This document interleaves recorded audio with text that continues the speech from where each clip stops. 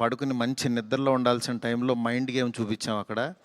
ఆ mind game దాని దాని తర్వాత రిజల్ట్ కరెక్ట్గా 4:30కి ఆ రిజల్ట్ బాగా రాశారు. Thank you so much. ఎందుకంటే ఒక సినిమా అంటే ఎంటర్టైన్మెంట్ సినిమా ఏదో వేయచ్చు, కానీ ఇంత మైండ్ గేమ్స్ ఇవన్నీ ఉన్న టైంలో యాక్చువల్గా రాంగ్ టైంలో పడి కొంచెం అందరిని ఇబ్బంది పెట్టాము. సారీ దానికి. నెక్స్ట్ ఫస్ట్ ఆఫ్ ఆల్ నాకు ఈరోజు ఏది ఏమైనా నాకు ఒక మంచి ఆపర్చునిటీ ఇచ్చిన ప్రభాస్ గారికి నా జన్మంతా రుణపడి ఉంటాను. ఎందుకంటే ఒక నార్మల్ మిడ్ రేంజ్ డైరెక్టర్కి ప్రభాస్ సినిమా తీసాడు అనిపించేలా చేసిన ప్రభాస్ గారికి చాలా చాలా చాలా థ్యాంక్స్. అట్లాగే ఈ సినిమాని 3 సంవత్సరాలు అంటే ఒక 9 మంత్స్కి ఒక సినిమా తీసే నేను ఒక 3 సంవత్సరాలు చాలా కష్టపడి ఇష్టపడి ఆయనకి నచ్చే విధంగా ఆయన్ని ఇంప్రెస్ చేస్తూ ఆయన ఎలాంటి ఇది చేస్తే బాగుంటుందో, ఆడియన్స్ ఆయన ఎలా చూడాలనుకుంటున్నారో ఆడియన్స్ ఫీడ్బ్యాక్లు తీసుకుంటూ ఒక ప్రోడక్ట్ చేయడం జరిగింది. బట్ యాక్చువల్గా ఈ ప్రాసెస్లో చాలా కొత్తగా చూపించాలనుకుని అంటే లాస్ట్ క్లైమాక్స్ అదంతా చూసిన వాళ్ళందరూ అసలు ఇండియన్ స్క్రీన్ మీద ఇలాంటి మైండ్ గేమ్లో ఒక కమర్షియల్ హీరో సినిమా ఇంతవరకు రాలేదు, నిజంగా చాలా కొత్తగా ఉందని ఈరోజు 40 minutes ఎపిసోడ్కి మాత్రం చాలా ఎప్రిసియేషన్ వస్తుంది త్రూ అవుట్ వరల్డ్ వైడ్. ఈ దీంట్లో అందరూ అంటే ప్రభాస్ గారిని పెట్టుకుని నేను కూడా సింపుల్గా కమర్షియల్ సినిమా రాసేయచ్చు, చేసేయచ్చు, చాలా ఈజీగా అయిపోతుంది. కానీ ఆయన కూడా ఇలాంటి కథని కొత్తగా చెప్పాలి, ఆడియన్స్కి తీసుకెళ్ళాలి, కొత్త సినిమాలు పెద్ద హీరోలు చేయాలని ఆయన సంకల్పంతో డెఫినెట్గా ఈ సినిమాని మీ ముందుకు తీసుకురావడం జరిగింది. నిజంగా అది కామన్ ఆడియన్స్కి చాలామందికి రీచ్ అయింది. నెక్స్ట్ రిజల్ట్ అనేది వెంటనే ఇప్పుడే 1 డేలోనే డిసైడ్ అయ్యి ఒక షోలోనే డిసైడ్ అయ్యి అనేసుకోవటం కరెక్ట్ కాదు.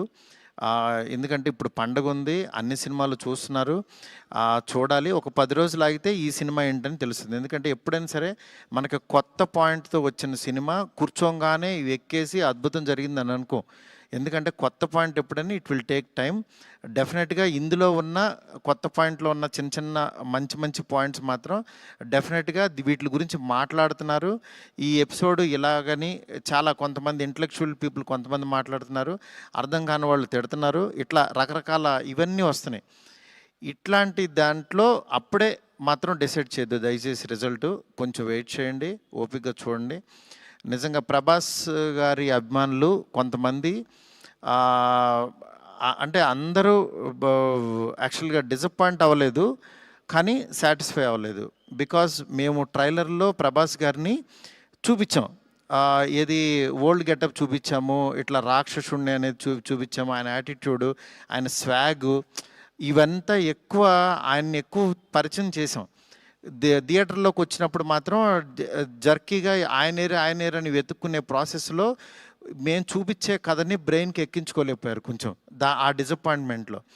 అందుకని నిన్న ఈవినింగు ప్రభాస్ గారి అభిమానులు చాలామంది ప్రెసిడెంట్స్ కూడా మాట్లాడారు నాతో, అన్న బాగా తీసామన్న సినిమా, ఆ ఓల్డ్ గెటప్ ఏమైందన్నా అది వస్తే కనుక మాకు చాలా హ్యాపీగా ఉంటుందని చాలామంది అభిమానులు మాట్లాడారు. అందుకని వాళ్ళని దృష్టిలో పెట్టుకుని నిన్న ఈవినింగ్ కూర్చుని సెకండ్ హాఫ్ ఇంకొంచెం షార్ప్ చేసి ప్రభాస్ గారి ఓల్డ్ గెటప్ని ఈరోజు ఈవినింగ్ నాకు తెలిసి 6 o'clock షో నుంచి చూపించడానికి విశ్వ గారు కాల్ తీసుకుని పెట్టాము.